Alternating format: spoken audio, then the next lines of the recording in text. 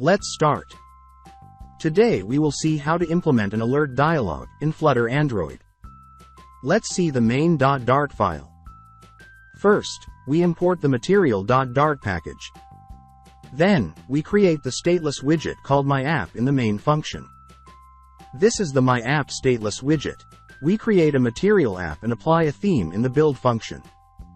The home attribute is set to a stateful widget called myHomepage. This is the myHomepage stateful widget. Here we create a state object of this stateful widget, whose name is _myHomepage_state. This is _myHomepage_state class. Here we will design our app.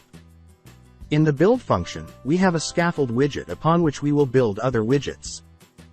The appBar attribute is set to the appBar widget. We have used the title variable as the title of this appBar. The body attribute is set to the center widget.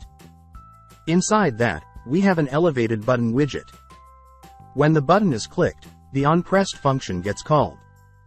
Here we call the showAlertDialog function. This is the showAlertDialog function. Here we design and show a simple alert dialog.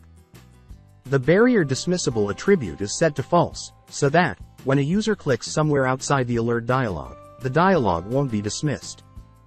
Here we set the title and message of the dialog. Here we set the cancel button of the alert dialog. When the button is clicked, we close the dialog.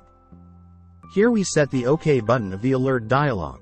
When the button is clicked, we close the dialog. Let's run the app.